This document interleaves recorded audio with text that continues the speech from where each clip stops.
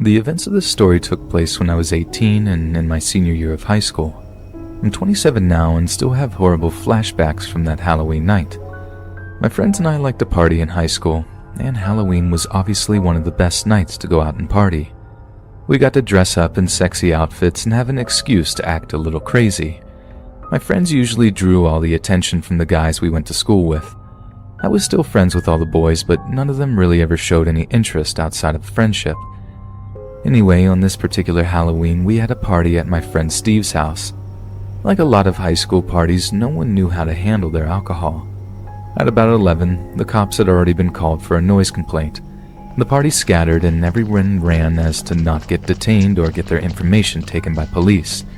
My friend Amy, who was getting into a car with her boyfriend, told me to jump into the car with her friend Dave, and he would take us to another party, which I begrudgingly decided to do. The car ride was weird.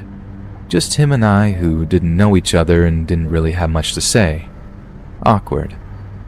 The car smelled like Slim Jims and body odor and looked rather messy. Dave had a mask, which was on his lap while he was driving. He had a hooded sweatshirt, blue jeans, and brown work boots on to complete the costume. He also had a scraggly beard and greasy hair. I tried asking questions to make the drive less awkward, but he didn't really answer them and didn't seem interested in holding a conversation. Finally, I asked what school he went to, and he responded, "I dropped out of college a year ago." So I asked, "Well, how old are you?" He responded in a shaky, almost nervous voice, "I'm 25. This freaked me out a little bit because he was older than me and he just dropped out of college at the age of 25. Also, he was 25 and was just leaving a high school party. Trying not to let him in on the fact that I was kind of nervous, I asked, "So, how do you know Amy?" And he responded in his shaky and unflattering voice. He said, Who's Amy?" I sunk into my seat, pinching my sides, not knowing what to do. "She's the blonde who told me to get in the car with you." He responded with a very stoic, "Oh, her?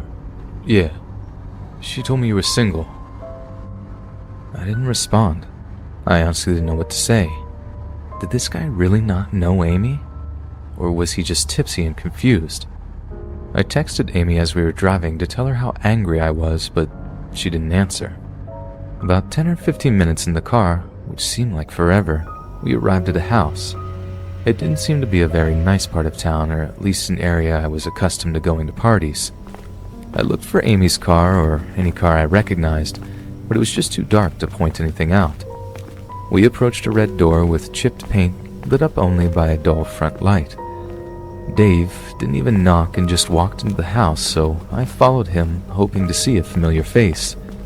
The house was cold and smelled awful. We walked into the front room, which I assumed would be the living room. It was dirty and had an olive green shag carpet with an old brown couch. The walls were white with chipped paint and stains everywhere. Piles of pizza boxes and beer cans lined the floors. The room was only lit by one lamp that was on the floor, and it gave off a very low light. On the brown couch there was a man and woman sitting very close together, but not really moving. They looked to be passed out or maybe just drunk. We walked into the kitchen, which was just more of the same. Trash and that horrid smell of garbage. In the kitchen there was a man probably in his 20s who looked like he may have been using. He gave Dave a high five and introduced himself to me as Skip. He looked at Dave and back at me and smiled. His yellow teeth and bug eyes made my skin crawl. The other man in the kitchen was an older gentleman, maybe in his 40s or 50s, I couldn't tell. He said nothing and just looked at me. I felt sick to my stomach, and the only reason why I didn't run out of this place was because I had no clue where I was, and had no clue if these people were capable of anything dangerous. Again, I texted Amy with no answer, deciding to not call as my phone only had 5% battery. Dave escorted me into the back room, which was kind of like a screened-in porch. I felt a brief moment of relief seeing about 6 or 7 people out there. There were only 2 girls out of the bunch, and they were half naked and looked like they weighed a maximum of 90 pounds. I could feel everybody staring at me, but At least there was a group of people and I wasn't secluded or alone with this Dave. I know it sounds crazy, but I felt almost safe being around this larger crowd. But this temporary relief faded very quickly when the two girls left with all the guys who had been on the porch. They re-entered the house and disappeared out of sight. As I sat in this screened-in room trying to think of my options, Dave finally spoke up and said, "I think you're really cute." I said thanks and kind of shrugged it off. He got up and started to rub my back and began breathing very heavily.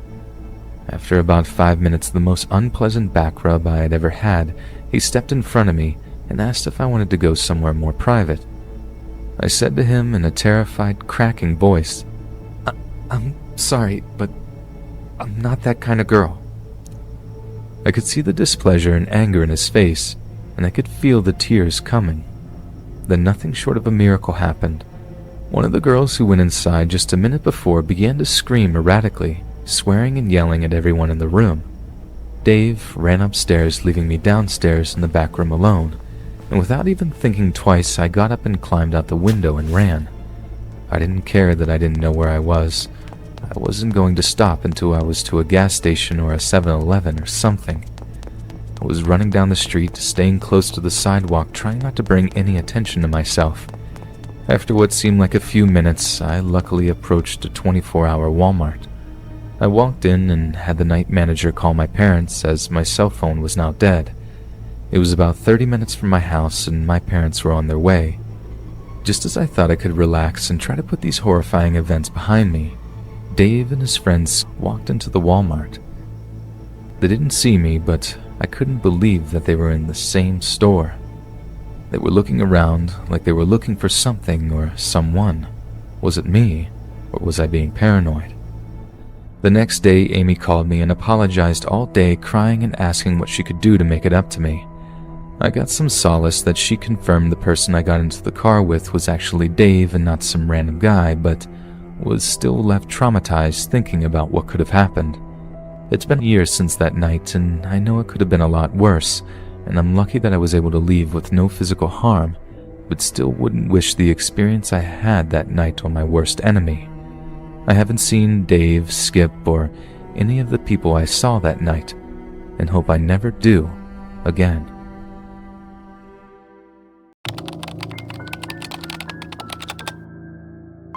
Halloween night is always accompanied with a feeling of fear, even if it's a small amount. Perhaps it's just psychological, but there always seems to be an eeriness to the night, at least in my experience. During the events of this story, I lived in a small, quiet town in the upper northeast region of the United States. My hometown is filled with lots of forests, and being somewhat of an outcast, I would usually just hike on the trails around my house. I would get out of school and just walk for hours before I came home. The older I became, the more deep into the woods I would go. When I was 16 years old, I found this little cave tucked deep within the woods. It was probably about 200 yards or so from the main road. The cave sat at the base of a small cliff about 30 feet high. It had a pretty big opening, and the deeper you went into the cave, the more narrow it became. The cave seemed almost man-made, like it was carved into the side of the cliff. About 20 feet or so into the cave was the back wall with all of these strange rock formations of all different sizes. Also, off to the right, there was a small little tunnel that I tried to explore one time, but gave up due to the fact that it was barely big enough to fit through, and not to mention it was accompanied by pitch blackness. So for the next 2 years, I would often visit this little cave. When I would have difficult days in school or just needed to get away from home, I would go, and I would read there, meditate, or just listen to music. I would always think of crazy origin stories for the cave like it was some kind of special place with an interesting backstory. In reality, it was probably nothing of the sort, but it was fun to imagine the possibilities. My senior year of high school, I decided I was too old to go trick-or-treating, and I didn't have a friend who even asked me to do anything. At about 9 p.m., I gathered all my belongings for the night and started my hike to the spot. I wanted to wait until about 9 o'clock-ish so all the kids were off the streets, and it would be really quiet. So I thought it would be a really great idea to get some candles and go to my little cave and read some scary stories. I figured since Halloween was on Friday, I could stay out all night and read. My parents trusted me and really never worried about me because I was responsible and had never gotten in any kind of trouble before. From my house, it would probably take me about 45 minutes or so to get to the cave. I know for some people that may sound crazy to walk that far, but for me, it was therapeutic to be outside in the crisp fall air, especially on Halloween night. Shortly after 10, I started to close in on my destination. As I approached the large opening of the cave, I thought I could make out a low orange flicker coming from the walls of the cave. I turned my lights off and slowly approached. I immediately felt disappointment as I crept slowly to the opening. Someone else is using the cave, I thought. But what I saw was not somebody reading or just hanging out. There were 4 women in the cave, probably late 20s or 30s, all holding hands. They were standing in a circle and seemed to be speaking in unison, but I couldn't make out what they were saying. There must have been hundreds of candles lit because it was illuminating the entire cave, even several feet outside the cave. I couldn't make out what the women really looked like, but they sort of looked ragged or dirty, their clothes being loose and baggy. I sat and just stared at these women for several minutes trying to figure out what they were doing, which turned out to be a huge mistake. As I sat from the bushes and observed, the women suddenly stopped chanting and abruptly turned and stared at the small hole in the wall. I swear at this point I heard a growl coming from the cave, not like a growl from a dog, but something different, something distinctive. I saw movement from the small tunnel inside the cave, and before I knew it, the 4 women all snapped their heads back and looked right at me, looking at me through the bush. But how could they see me? It was pitch dark out, for God's sakes. All 4 women in perfect sync slowly brought their fingers up and pointed at me, and in a flash, they all began to run at me. I turned and ran as fast as I could. As I made my way towards the main road, all I could hear was screaming and laughing. Or was it crying? I didn't know, it was hard to tell. As I was closing in on the main road, I turned one time to see if the women were still behind me, and not only were they behind me, one of them was inches from me. Her teeth were yellow, her eyes were big and black, and she had the most haunting smile I've ever seen. I turned and ran as fast as I could, never looking back again. I got home that night and just cried because I had no idea what else to do. I'm now 26 years old and still have not gone into another forest by myself. I'm not sure what I saw that Halloween. People playing a prank. I honestly can't tell you, but I know that I never went back to find out.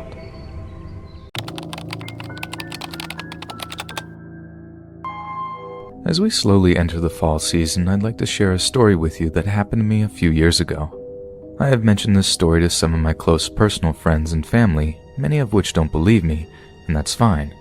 They probably think I'm just joking around or trying to scare them, but I know I experienced something that night and I wish I had a better explanation for it. At the time these events took place, I lived on a quiet street a little outside the city, but not quite into the suburbs. My street had a big rundown house at the very end of the block that was across from an unused parking lot and an out-of-business bar. The person who inhabited the house before it became dilapidated was Mrs. Morgan. Mrs. Morgan was an old curmudgeon in every sense of the word. Every time my friends and I would walk by the house, she would yell at us and make some insanely random comment like we were trampling her garden or using her garbage to play hide-and-seek or some other incoherent nonsense that wasn't true. Even though my friends and I did get into some adolescence trouble around the neighborhood, we never did anything to Mrs. Morgan. Our parents always told us that we should try and be nice. I mean, she was a widow and had no children, so it must have been a pretty lonely life. Rewind about 3 years ago, and Mrs. Morgan unfortunately passes away, and the house becomes abandoned and, I believe, eventually condemned. At least there were signs on the boarded-up windows and doors, but I never got close enough to read what they said. Needless to say, it became an eyesore for the community in what was a pretty quiet and uneventful street. My girlfriend at the time only lived a couple of blocks, and I would usually walk to and from her house when we hung out. It was literally a 4-minute walk tops, so it was no big deal. I would pass Mrs. Morgan's abandoned house and the empty parking lot with the out-of-business bar every time I walked to and from her house. Now fast forward to a few years ago, the last time I ever made that walk. It was about 3 a.m. on Halloween night, I guess technically November 1st, and I was walking home from my girlfriend's house. I was supposed to be home way earlier in the night, but we both fell asleep watching scary movies and pigging out on the extra candy her parents didn't hand out. As I made it to my street and started my walk past Mrs. Morgan's house, I heard a noise. I stopped for a minute to make sure it wasn't a skunk because for some odd reason that's the first thing that popped in my mind when I heard the noise. I slowed down a little bit and looked at the house as I proceeded cautiously. That's when I noticed the front door that was usually boarded up and had a sign posted on it was now open. I tried to rationalize why the door was now open, saying to myself it was probably the wind, but then again, it was a beautiful, calm night. I then paused in front of the house and looked directly at the front door, and that's when I saw her, Mrs. Morgan, right there, staring back at me. I knew for sure it was her. But how? She had passed away and the house was clearly unlivable for anyone else. At this point, I was so scared that I just shouted something out. I don't even remember if it was words or just noises. The figure stepped onto the front porch and continued to stare at me. I broke my stare and just started running back to my house, turning back every now and then to see if she was still staring at me or perhaps following me. I made it back to my house probably 30 seconds later and opened the side door and went down to my room. I didn't sleep for the rest of the night. I'm not sure if I was overtired or just had scary things in my subconscious with it being Halloween and watching movies all night, but I know I saw Mrs. Morgan standing there only a couple of feet away from me. Whether it was a true paranormal encounter or something that my mind made me think I saw, I won't ever know for sure. But hey, they always say that the veil between the living and the dead is at its thinnest on Halloween, and now I actually believe it.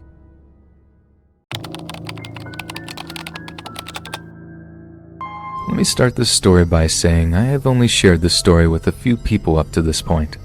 I trusted a few close friends who I thought would believe me, but that's about it.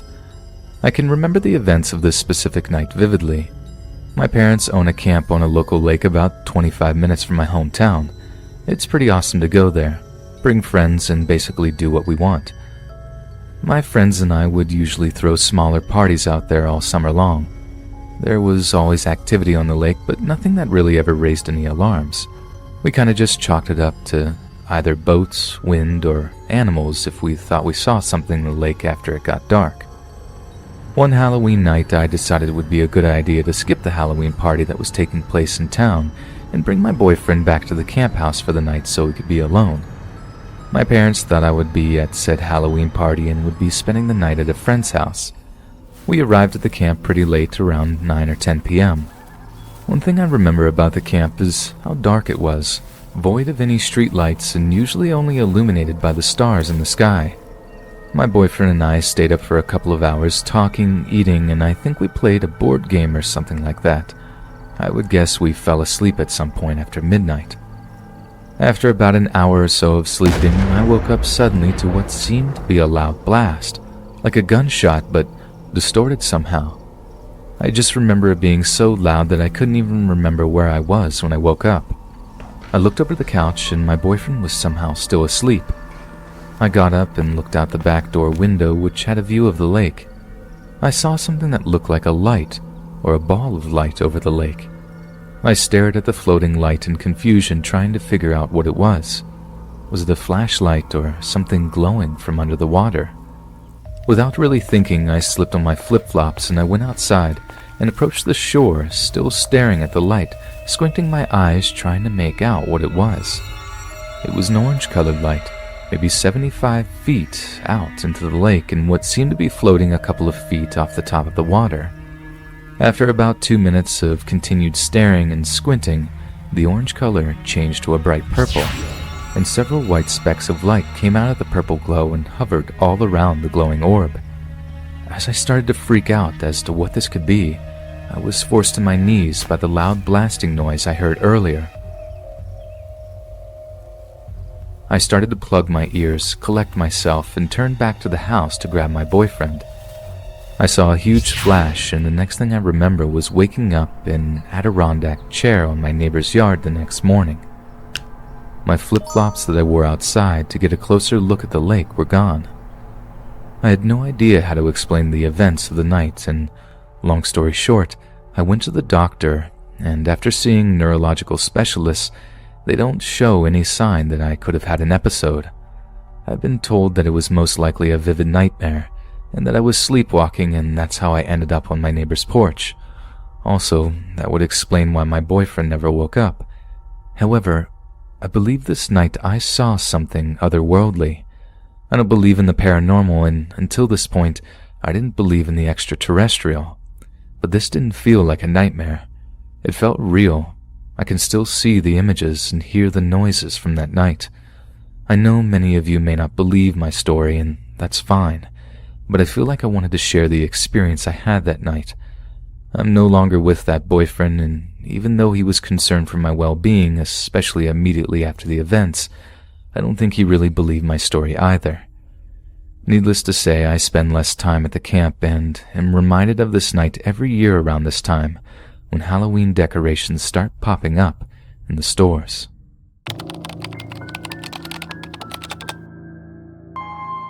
This incident happened to me last year on Halloween. My little brother and I were home alone, since our parents had gone out to a Halloween party. They tasked us with handing out candy to the trick-or-treaters. This really bummed my brother and I out because we had made plans to go trick-or-treating with a few friends, but whatever. Our parents told us we were too old to still be trick-or-treating, and that we could instead invite our friends over to the house and just hang out here. Well, my friends declined our invitation to come over because they were still wanting to go trick-or-treating. So eventually and utterly, leaving me home alone with my brother to hand out candy.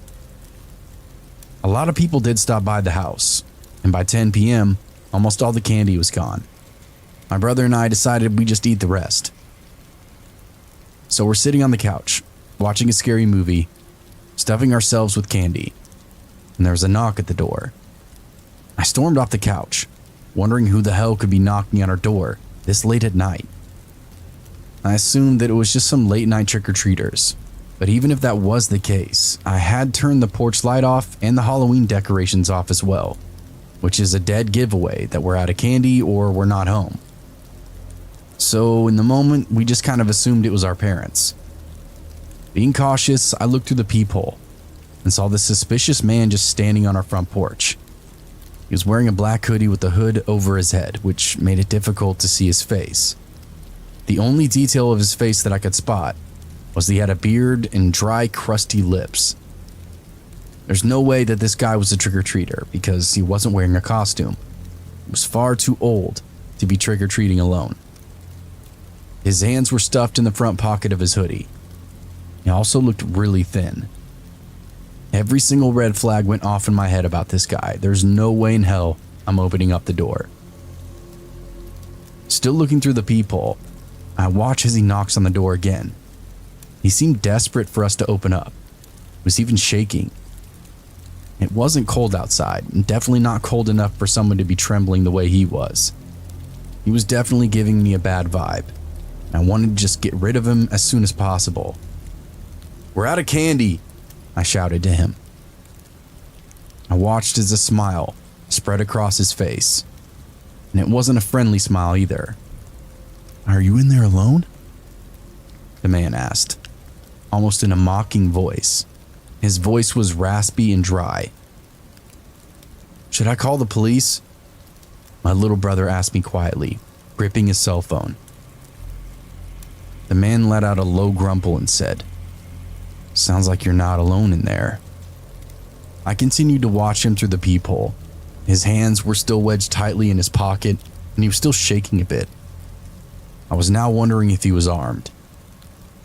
I decided to take action, and spoke to him in the most intimidating voice I could muster. "Get the fuck away from my house, or I will call the police," I shouted at him. His smile faded, and he bared his teeth. His teeth were piss yellow, and I concluded that he was probably some homeless crackhead. He had a look of fury plastered all over his face, But fortunately, he left without trying to break in. Probably and hopefully because he knew I wasn't messing around with him. I didn't stop watching him through the peephole as I saw him completely off of our property. My brother and I breathed a sigh of relief and just decided not to call the police. We were a bit paranoid after this, however. Watched TV until our parents came home. We didn't tell them about that man, since he hadn't really tried to harm us. But now when I think back on this, I wish we would have called the police because we would have been able to prevent a murder. You see, the next day, we found out that the elderly woman who lived a few houses down from us had been brutally murdered. Her neighbor had found her laying on her front porch, covered in blood. She'd been stabbed multiple times in the chest and neck. My brother and I immediately knew who'd done it, and we told the police what we knew. They couldn't really do much from the information that we'd given them since we hadn't seen many details of that guy's actual face. They went on a hunt for the man, but never caught him, and I continue to blame myself for that poor old lady's murder. I could have prevented it from happening by just calling the police. I think the most disturbing thing of it all is the fact they didn't take anything from the old lady's house. Her house had been left untouched, but he could have gone in and taken what he wanted since her door was wide open. That means he was literally just out to kill. That was his only intention. He didn't want money or jewelry. He only had the urge to murder.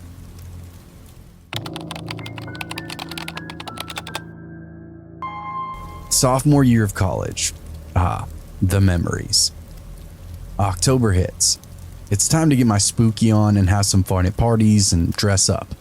Halloween is absolutely my favorite holiday. About a week before Halloween, one night I just said screw it. I was bored. My Tinder date canceled due to studying for an exam. I was in a pissy mood and I really didn't want to go hang out with friends in their dorms or just get drunk. So I decided to play a little basketball at this park that no one goes to. Basketball really tends to relax me. I just shoot around for about an hour and I knew it would relax me. Then I figured I'd go back to my place and just play some video games. I pull up to this park. As anticipated, not a single car in sight. There's a trail nearby that leads to a mountain. It was a great time to shoot around and just relax. I'm even contemplating putting headphones in, but then I realize as night's approaching, it's best I hear what's going on around me. Sunset hits, and it's a beautiful pink sky from above. Picture perfect. Another 15 minutes pass by, and it's now completely dark. I'll definitely be wrapping up this shoot around very soon. Until I heard a loud piercing scream. Thought it was probably coming from the trail. Then it proceeded with some weird laughs. So I'm like, okay, but spooked. I still don't see a damn thing. So I tell myself 10 more minutes and I'm out of here. Then I notice a car pulls up in the parking lot. The car proceeds to park. I go to the bathroom near the court and I'm telling myself, okay, I'm taking a piss and then I'm leaving. As I'm taking a piss, and I'm not lying or exaggerating here, I hear a whisper from the bathroom stall next to me. I swallow. Shit. It could be a tweaker, a homeless person, or just a troubled individual. As I'm coming out of the bathroom, a car door slams. I'm trying to get my eyes on whoever just got out of the car. I creep behind the small building where the bathrooms are and peek out. I completely gasped and was just in shock. 2 clowns are now walking slowly to the courts and then to the trail nearby. I'm literally thinking maybe I should just follow these 2 clowns, see where they're going so late at night. Then I also tell myself that probably won't be the best idea. I put my backpack on and get ready to walk to my car. I sprint over to my car and hop in, get on my phone and make a phone call, telling my buddies I'll be online in about an hour. I notice someone's now sitting on the bench near the basketball court. I'm thinking it had to be the guy in the bathroom, but whatever. I've had enough. I drive off and get back to my place. And that's really the end of the story. I know it's not exactly what you were expecting, and it wasn't as scary as some people might think, but if you remember, this was during that time in 2016 when clown sightings were everywhere, all around the world. It was just a creepy encounter I wanted to share. I'm not sure if anything would have happened had I stuck around. And who knows? Maybe these clown sightings might resurface again.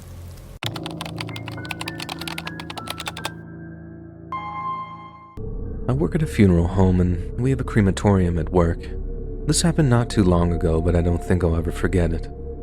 One morning I was sweeping the entranceway and a black SUV pulled into our parking area. A middle-aged man got out and I could tell that he was wealthy. I clocked the Frank Mueller watch on his wrist. Nice. He came over and inquired about a cremation service. Well, he literally said, "Can you burn a body for me?" I was taken aback by that statement. Normally, we're contacted by family members of the departed and they don't always arrive with the body in their car. Then of course we need a certification of death and some other documentation. We needed to be informed ahead of time because we need to make preparations. He said that he called my boss already and the boss agreed to cremate the body today. His tone was pretty aggressive. He said we needed to get this cremation moving fast. I asked him to wait for a moment while I went to check with my boss. I felt kind of nervous. This seemed highly unusual. My boss was the director of the funeral hall and he said that we have to do the cremation as fast as we can. This was really weird.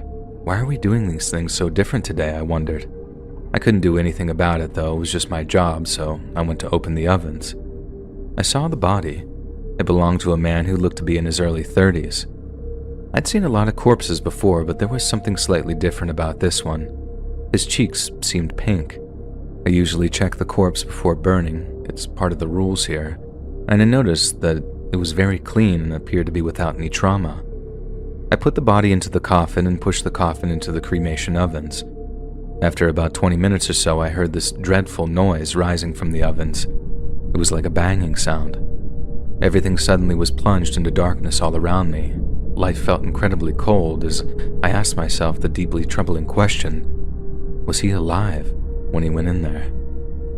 What hurt the most was the fact that there was nothing I could do, because 20 minutes in the ovens at heat that high, everything is already burning. I couldn't move. My limbs were shaking with fear and I felt paralyzed. Was I hearing things? I couldn't be sure. Usually after an hour, everything in the ovens is reduced to cinders, but I couldn't stand that. I needed to know. I managed to pull myself together and stop the ovens, and I noticed that the rich guy wasn't around anymore. I was really so scared, so I asked my boss to open the ovens with me and I told him that I heard a noise while they were on. My boss opened the ovens and all the stench of grilled meat invaded our nostrils. It was kind of like a barbecue smell and it lingered in the air. My boss then pulled the main tray out so we could see, and the body was half burned. It was facing down. I was pretty certain that he wasn't facing downward when I put the body in. I was sure that the man was still alive when he was brought in. I imagine while the ovens were on, he was turning and doing anything in his power to escape. I hadn't been hearing things and I was completely destroyed by this realization. This has never happened before. Never had I seen the body turn over during cremation. I was sat in the main hall with my head in my hands, struggling with the weight of the situation I was in. My boss came over to me and handed me something. 10 million yen, which is about $77,000. He told me that telling my story to anyone wouldn't be worth it. People wouldn't believe me and reminded me that the rich guy I met at the start of this story wouldn't be very happy if he heard that I was talking about what happened today. I quit that job, obviously, but now I'm living on the money that I was given until I get a new job. I'm not myself anymore. I can barely find the energy to get out of bed. I can't really sleep these days. My nightmares are filled with the memories of that day. And sometimes I dream that I'm the man in the coffin and I feel the heat surrounding me. I kick and scream and then I wake up covered in sweat. I am not doing well.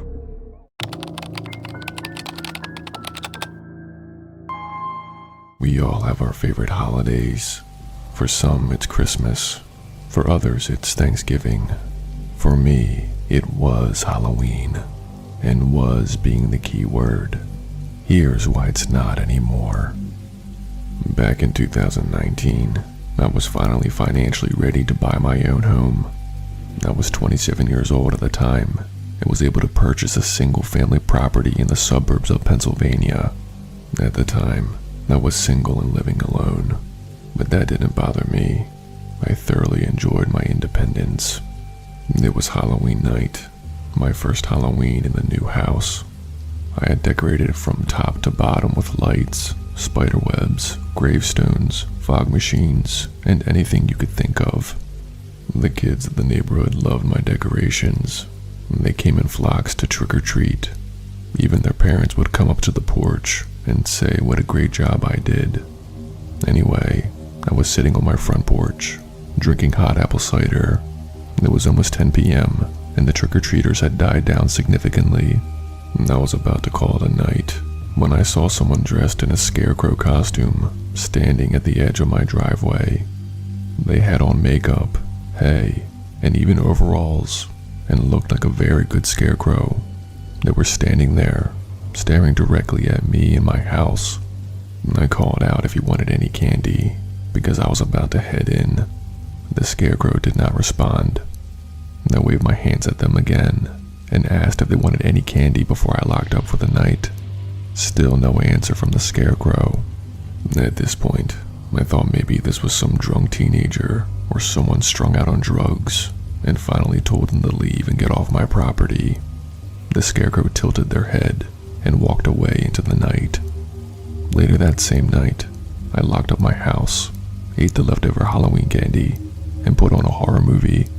It was past midnight when, from my living room where I was watching my movie, I could see my backyard floodlights going on and off.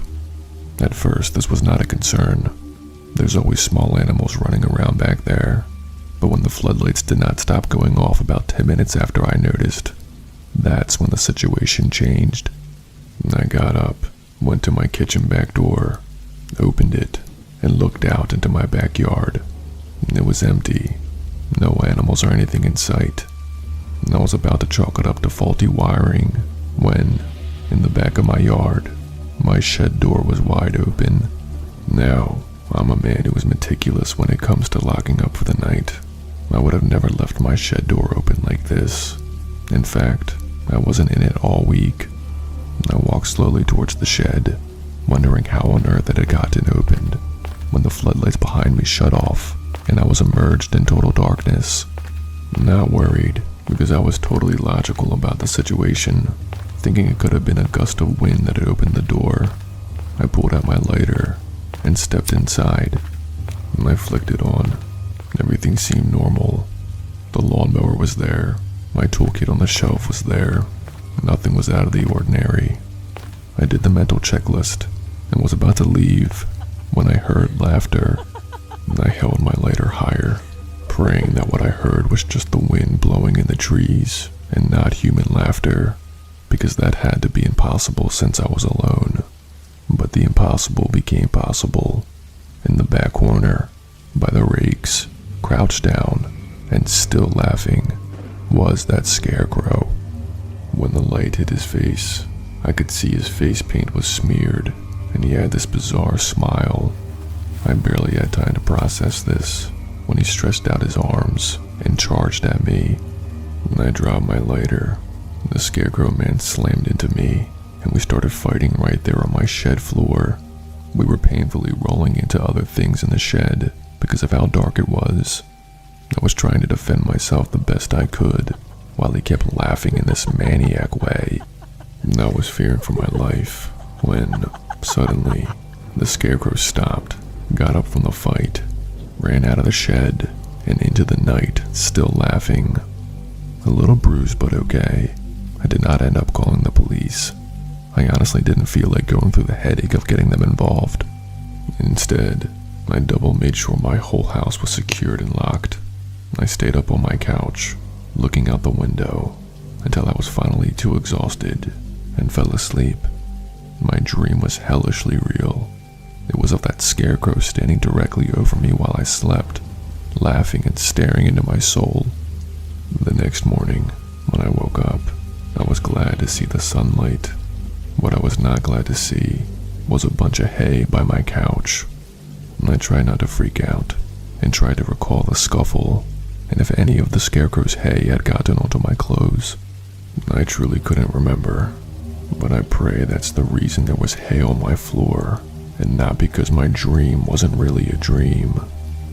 Nothing like this has happened since. My girlfriend has now moved in with me, and we have never had such an encounter like we did my first Halloween night with the Scarecrow. As much as I want Halloween to be my favorite holiday, I just can't anymore. It's too much trauma.